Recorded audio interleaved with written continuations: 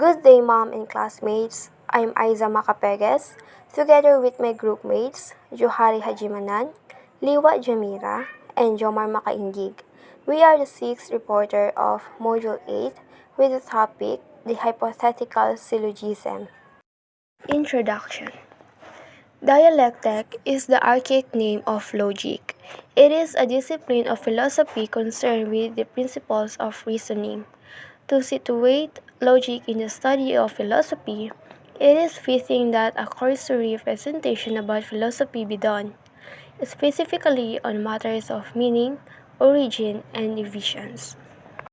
Meaning to say, dialectic is the old name of logic. In classical philosophy, dialectic is a form of reasoning based upon dialogue of arguments and counter-arguments. Moreover, the ancient Greeks used the term dialectic to refer to various methods of reasoning and discussion in order to discover the truth. So the objective for this module, at the end of the topic, the students should be able to discuss the reason-mediated inference, determine whether the following arguments are valid or invalid, enumerate the valid and invalid syllogistic moods, and explain why they are valid and invalid. So let us know the main topic of this module, the hypothetical syllogism. A hypothetical syllogism is a syllogism that has a hypothetical propositions as one of its premises. There are three kinds of hypothetical syllogisms corresponding to the three kinds of hypothetical propositions, such as the conditional uses of if and then, the disjunctive uses of either and or, and the conjunctive uses of not, both, and. The first of these is by far the most important, and as we shall see later, the other are reducible to it. In classical logic, a hypothetical syllogism is a valid argument form. A syllogism with a conditional statement for one or both of its premises. So, itong hypothetical syllogism ay valid siya to know if arguments is valid or invalid. So, may pattern or formula na naka-indicate dito. In first statement, if P, then Q. In second statement, if Q, then R. And the third statement, therefore, if P, then R. With this pattern, it helps to discover if the arguments is valid or invalid. So, may halimbawa dito. Gagamitin natin yung formula or pattern na ginamit natin sa first statement. Halimbawa, if I do not wake up, then I cannot go to work. So, yung first sentence na yan is, let's say yan yung first statement natin na ginamitan natin ng formula, if P. So, ang P natin is if I do not wake up. And then, yung Q natin is then I cannot go to work. Which is, this first statement is true kasi kung hindi ako gigising, hindi ako makakapasok sa trabaho. Kaya, true yung statement. Sa second statement naman, if I cannot go to work, then I will not get paid. So, sa second statement na to, ginamit natin ang formula, yung Q natin dyan is if I cannot go to work. And then, yung letter R is then I will not get paid. So, sa second statement is true din. Kasi, kung hindi ako makakapasok sa trabaho, hindi ako makakabayad. Kaya, yung second statement ay true. Dito naman sa third statement, yung, let's say, yung conclusion natin. Therefore, if I do not wake up, then I will not get paid. So, yung letter P natin is if I do not wake up. And yung letter R is then I will not get paid. So, therefore, yung sa conclusion natin ay totoo. Kasi kung hindi ako gigising na maaga, hindi ako makakapagbayad. So, let us move to the relationship of an antecedent and its consequence. By an examination of examples earlier, we shall draw up the basic laws governing the relationship of an antecedent and is consequence in both valid and invalid inference. These laws are basic principles of all inference, of immediate and mediate inference, and on formal and material inference as well. We are taking them now because they are the immediate foundation of the rules governing the conditional syllogism. So, tandaan na ang isang antecedent ay mali kapag ang isang statement lamang ay mali. Kaya gayon din kapag ang parehong statement ay mali. Di ba kasi ang goal natin dito ay alamin kung ang arguments ay valid or invalid. Teka natin tatandaan, kapag yung sequence ay invalid, there is strictly speaking no sequence antecedent or consequent at all. There is, however, an apparent or pseudo-sequence, antecedent and consequent. We give them these names just as we give the name money to counterfeit money. Meaning to say, kapag yung sequence natin ay invalid, there is a tendency na yung conclusion natin ay magiging invalid din or magiging doubtful. Third note, never forget that when the sequence is invalid, like what I have said earlier, the apparent premises and conclusions are not related to one another at all. Consequently, in an argument whose sequence is invalid, anything can come after anything, like truth after truth, truth after falsity, falsity after truth, or falsity after falsity. If the conclusion is true or false, is true or false independently of the premises. Meaning to say, kapag yung first premises or yung first statement ay true at true yung second statement, it means yung conclusion natin ay true. So first, we shall consider the relationship of an antecedent to the consequent and then of a consequent to its antecedent. Letter A. Let us discuss the antecedent to consequent and its rules. First law, if the antecedent is true and the sequence is valid, the consequent is true. This law is a particularized statement of the principle of contradiction and is the basic principle of all inference without exception. A denial of this law is an implicit denial of the principle of contradiction. If a true antecedent could have a false consequent, the antecedent would have to be both true and false at the same time, for it were not false in any respect at all. It would be possible to derive falsity from it.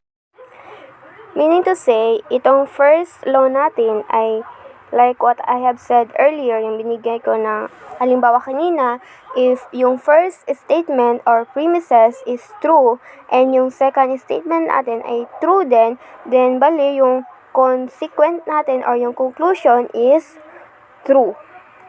Number 2, if the antecedent is true and the sequence is invalid, then the consequent is doubtful. Here is the example number 1. Every dog is an animal, but no cat is a dog. Therefore, no cat is an animal. In example number 1, the premises are true. The sequence is invalid because of an illicit process of major term. The conclusion is obviously false. Number 2, every dog is an animal, but no stone is a dog. Therefore, no stone is an animal. And example number 2 has the same defect as example 1, but the conclusion is true by accident. Dito sa number 2, first statement, yes, every dog is an animal. In the second statement, but no stone is a dog. In second statement, but no stone is a dog. And it is true. Therefore, no stone is an animal. So, yung conclusion natin is true by accident. Number 3, example. Cows give milk, but horses pull wagons. Therefore, it will rain tomorrow. In the example 3, the pretended conclusion is unrelated to the premises. It has no more connection with the premises than has the make-believe conclusion of the following pseudo-syllogism.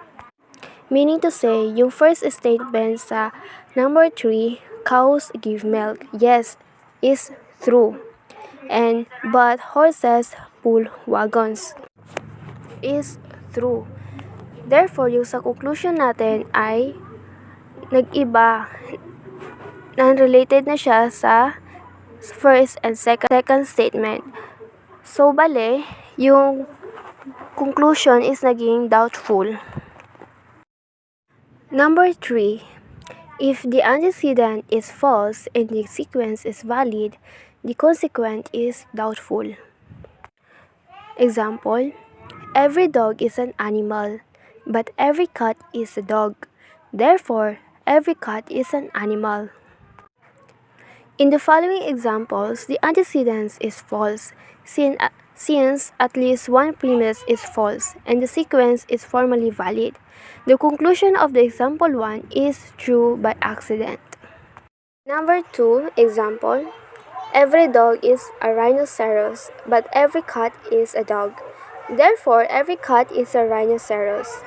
The conclusion of example 2 is false. This shows that either truth or falsity can flow from falsity, and that therefore the consequent is doubtful, unless known from some other source. Number 4. If the antecedent is false and the sequence is invalid, then the consequence is doubtful. We shall now examine two syllogisms whose premises are false and whose sequence is invalid. In each example, there is an illicit process of the major term. The conclusions of example 1 is true, but the conclusion of example 2 is false. Number 1, every cat is a monkey, but no cat is a dog. Therefore, no dog is a monkey. Kaya naging true yung conclusion niya kasi no dog is a monkey. Walang aso na unggoy.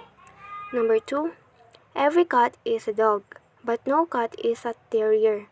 Therefore, no terrier is a dog. Kaya sa example number 2, naging false. If both truth and falsity can come after false premises in a syllogism whose sequence is invalid, the conclusion, it is only a pseudo-conclusion, is doubtful, unless it is known some other source. Let us move to letter B, the consequent to antecedent. Number 1, if the consequent is false and the sequence valid, then the antecedent is false. This is a corollary of the first law on the relationship of antecedent to its consequent.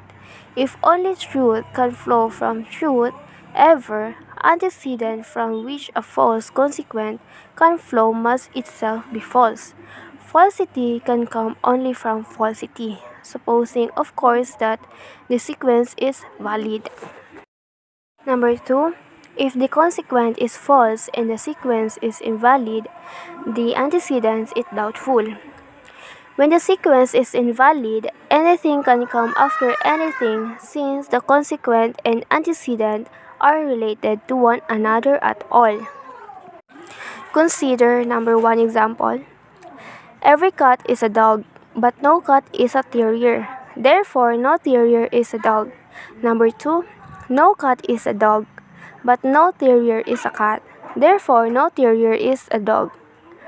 The consequent no terrier is a dog is false. The sequence of each example is invalid, since example number 1 contains an illicit process of the major term, and example 2 has two negative premises.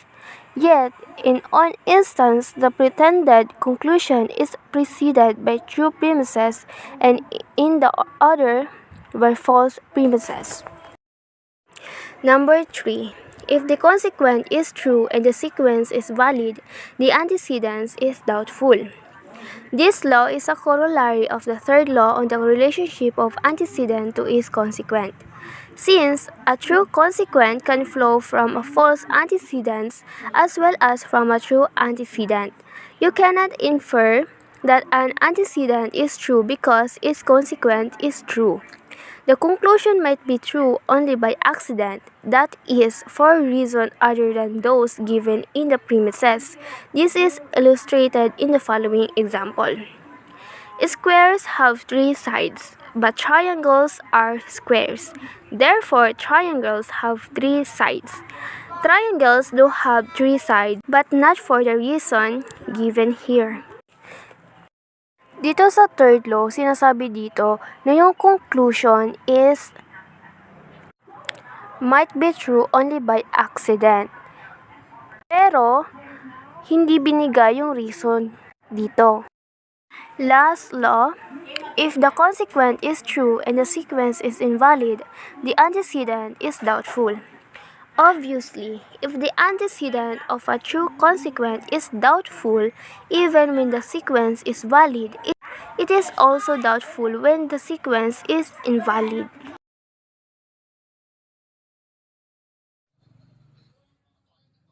Hi everyone, I am Juari R. Hajimanan, PA1B, Pili 1 Logic, Module 8.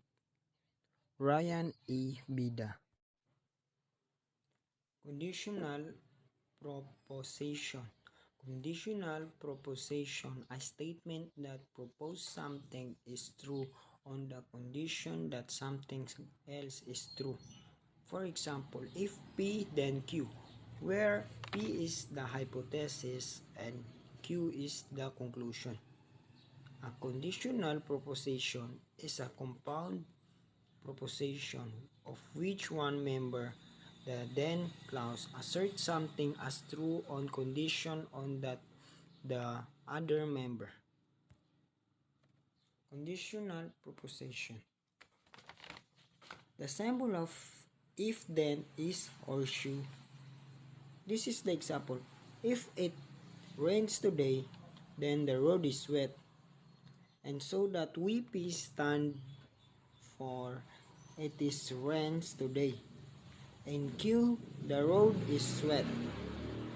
And this example symbolizes that fellows. P called antecedent and Q called consequence. The rules of the mixed condition syllogism. The rules governing the conditional syllogism are direct application of the laws governing the relationship of an antecedent and its consequence, as we have seen. These laws are: number 1, if the antecedent is true and the sequence valid, the consequence is true. If number 2, if the consequence is false and the sequence valid, the antecedent is false. We have an example of syllogistic rules. The middle term must be distributed at last once. Error is the fallacy of the undistributed middle. If a term is distributed in the conclusion, then it must be distributed in a premise. Two negative premises are not allowed. A negative premise requires a negative conclusion, and conversely. Last one is the purely conditional syllogism. Purely conditional syllogism. The purely conditional syllogism, which has conditional proposition for both its premises, has exactly the same form and the same rules as the mixed conditional syllogism, except that the condition expressed in the minor premise must be retained in the conclusion. Ang maeksaktong magkakaparehong anyo sa kaparehong rules gaya ng mixed conditional syllogism, except kung ang kondisyong ipinapahayag daw sa minor premise ay dapat panatiliin sa conclusion. That's all. Thank you. Good day everyone. My name is Jamera M. Diwa, B.Ed 1B, Third Reporters. The topic that is given to me is the disjunctive syllogism. A disjunctive syllogism is one whose major premise is a disjunctive proposition, whose minor premise sublets or posits one or more members of the major premise, and whose conclusion posits or sublets the other member or members. In addition, in classical logic, disjunctive syllogism is a valid argument form, which is a syllogism having a disjunctive statement for one of its premises. Sa classical na lohika, disjunctive syllogism ay isang wastong anyo ng argumento ng isang syllogism na may disjunctive pahayag para sa isa sa mga lugar nito. So let's proceed to the disjunctive proposition. A disjunctive proposition is one that presents a various alternative and assert that an indeterminate one of them is true. It consists of two or more members joined by the conjunction either or. It is sometimes called an alternative proposition.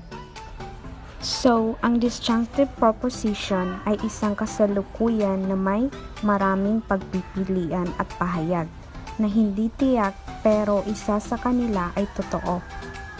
Ito ay naglalaman ng dalawang membro na nagjo-join sila sa conjunction at kinagamitan ito ng salitang either or at minsan ay tinatawag itong alternative proposition. And here are the example. Canada is in North America, or New York is the biggest city in Canada. So let's proceed to the strict disjunctive. In a disjunctive proposition, in the strict or proper sense, only one member is true and the others are false. If all the members except one are false, the remaining member must be true.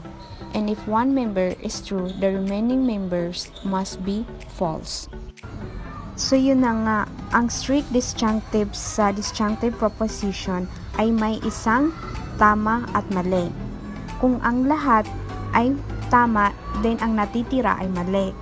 At kung ang lahat naman ay mali, then ang natitirang membro ay tama. So ganun lang yung parang binabalik-baliktad lang pero may isang tama at may isang mali. For instance or example, every proposition is either true or false. Every number is either 100 or more than 100 or less than 100. So let's proceed to the broad disjunctive. In a disjunctive proposition in the broad or improper sense, at least one member is true, but more than one may be true. Sa disjunctive broad or broad disjunctive ay may isang totoo, pero siguro pwede pa itong more than one ay totoo. Example. For instance or example, the proposition, either my broad or I will go. That mean is that at least one of us will go, but possibly both of us will go. So yun na nga. Pwedeng isa lang ang tama, pwede rin sigurong lahat sila tama. Often we must decide whether a proposition is disjunctive in the strict or in the broad sense by consideration of the matter and by the content. So let's proceed to the kind of rules of disjunctive syllogism in the strict sense and disjunctive in the broad sense. So in disjunctive syllogism in the strict sense, the major premise must be a disjunctive proposition in the strict or proper sense. The minor premise either posits or sublets or one or more but not all of the members of the major premise. So So, in the broad sense, in disjunctive syllogism in the broad sense, the major premise is disjunctive proposition in the broad or improper sense. So there is only one valid procedure to sublate or more but not all of the members in the minor and deposit the remaining member or members in the conclusion. If more than one members remain, the conclusion itself must be a disjunctive proposition in the broad sense. Good day everyone, my name is Jomar A. Makaindig from B.Ed 1B and I am the last reporter of our group. And today we are going to discuss the conjunctive syllogism. A conjunctive syllogism is one whose major premise is a conjunctive proposition, whose minor premise posits one member of major, and whose conclusion sublates the other member of the major. So when we say conjunctive syllogism is you are confirming one possibility and you are eliminating your remaining possibility. For example, you could not have been in Australia and Paris at the same time. So let's assume that if you were in Australia, therefore you could not have been in Paris. So in this situation, there are two possibilities. Either he or she is in Australia or in Paris. So we assume that he or she is in Australia. That means she could not or he could not have been in Paris. Now let's proceed to a conjunctive proposition. A conjunctive proposition is one that denies the simultaneous possibility of two alternatives. A conjunctive proposition can be expressed in the formula not both A and as well as in the formula either not A or not B and maybe neither. Usually, conjunctions are formed by joining two or more prepositions together with the word and. This word and has a function, and that is to join two or more simple prepositions together to form a compound preposition known as conjunction. So pag sinabi nating conjunction, ito yung tawag sa dalawang prepositions na pinagsama or pinag-combine sa pamamagitan ng salitang and. Ang ibig sabihin naman ng proposition, ito naman ang tawag sa isang sentence. For examples, Canada is in North America. New York City is the biggest city in Canada. So these two statements are the examples of proposition. Now pag kinumbine naman natin sila, yun naman ang tinatawag na conjunction. For example, Canada is in North America and New York City is the biggest city in Canada. And now let's proceed to the rule for conjunctive syllogism. So the rules in conjunction states that the conjunction is true if only both of the proposition are true, and the conjunction is false if one of the proposition is false. So this table here is the table of truth. So we assume that the first proposition is equal to P and the second proposition is equal to Q. And now let's give an example to rule number 1. So our first example here is roses are red and jasmines are white. So our first proposition here is roses are red and our second proposition is jasmines are white.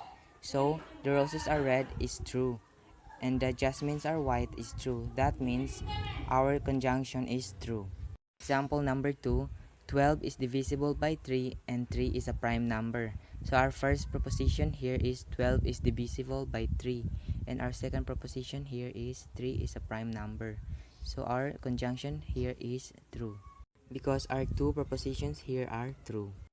And sometimes we use the word but instead of and. For example, 12 is divisible by 3 but 3 is a prime number. So the word but here is equivalent to and take note that but and end are same in propositional logic. Now let's give an example to rule number 2, which is if one of the proposition is false and the conjunction is false. For example, New York City is the biggest city in Canada and Canada is in North America. So in this example, one of the proposition here is false. So our first proposition is New York City is the biggest city in Canada. And this is false because New York City is located in United States, not in Canada. And our second proposition is Canada is in North America. And this proposition is true because Canada is located on North America. And our second example here is Canada is in United States and New York City is the biggest city in Canada. And this conjunction is false because our first proposition is false because Canada is not located in United States and it is located in North America. And now let's move on to the reduction of disjunctives and conjunctives to conditional. So disjunctives and conjunctives are reducible to the series of a conditional proposition. Notice that a disjunctive in a strict sense says all that both a disjunctive in the broad sense and conjunctive says negative implication but not both is expressed by the conjunction or conjunctive. So pag sinabi nating reducible, ito yung binabawasan o pinapaikli yung conjunctive or disjunctive. For examples, we should keep an open mind about aliens just in case they arrive on Earth one day. So, our conjunction here is just in case and that means that something might happen. So, sa sentence na ito, hindi na natin masyado dito kailangan yung word na just. So, pwede naman ditong yung in case lang kasi pares lang naman sila ng meaning. And our example number 2 is humans will not be able to survive on another planet unless it will have oxygen and water. So the word it will have is wrong. Instead, we use the word it has to correct this sentence. And that's all for my topic and thank you.